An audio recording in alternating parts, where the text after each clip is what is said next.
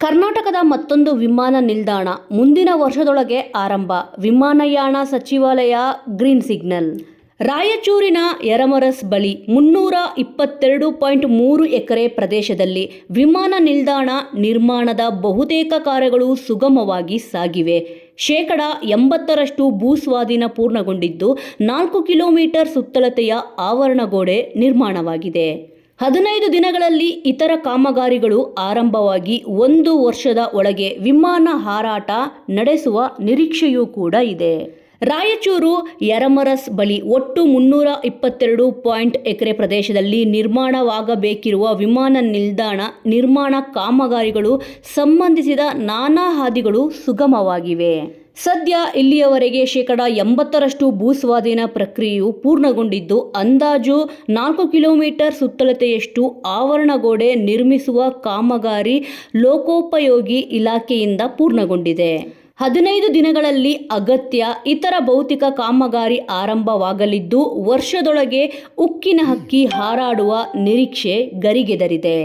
ನಿಯಮಾನುಸಾರ 16,000 ಚದರ ಅಡಿ ವ್ಯಾಪ್ತಿ ಪ್ರದೇಶದಲ್ಲಿ ಕೈಗೊಳ್ಳಬೇಕಿರುವ ಯಾವುದೇ ಬೃಹತ್ ಕಾಮಗಾರಿಗೆ ಅನುಮತಿ ಪಡೆಯುವುದು ಕಡ್ಡಾಯವಾಗಿದ್ದು ಈ ಹಿನ್ನೆಲೆಯಲ್ಲಿ ಎಲ್ಲ ಮಾರ್ಗಗಳು ಸರಳಗೊಂಡಂತಾಗಿದೆ. ಕೇಂದ್ರ ಪರಿಸರ, ಅರಣ್ಯ ಹಾಗೂ ಹವಾಮಾನ ಬದಲಾವಣೆ ಸಚಿವಾಲಯದಿಂದ ಈಗಾಗಲೇ ಒಪ್ಪಿಗೆ ದೊರೆತಿದೆ.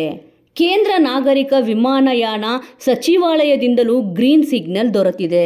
ರಾಜ್ಯ ಕೈಗಾರಿಕೆ ಮತ್ತು ಮೂಲಸೌಕರ್ಯ ಅಭಿವೃದ್ಧಿ ನಿಗಮದ 6 ಅಧಿಕಾರಿಗಳು ಸಂಬಂಧವುಳ್ಳ ತಾಂತ್ರಿಕ ತಂಡ ವಿಮಾನ ನಿಲ್ದಾಣ ಪ್ರದೇಶಕ್ಕೆ ಕಳೆದ ಜುಲೈ 9ರಂದು ಭೇಟಿ ನೀಡಿದೆ.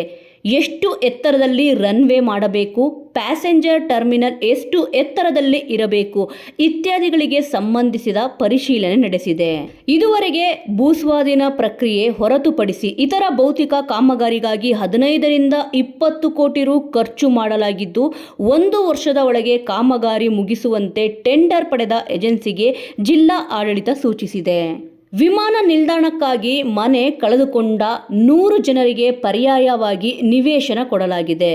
PAWDಯಿಂದ 2ರಿಂದ 3 ದಿನದಲ್ಲಿ ಟೆಂಡರ್ ಕರೆಯುವ ಕಾರ್ಯ ಆರಂಭವಾಗಲಿದೆ ಎಂದು ಮೂಲಗಳು ಖಚಿತಪಡಿಸಿವೆ.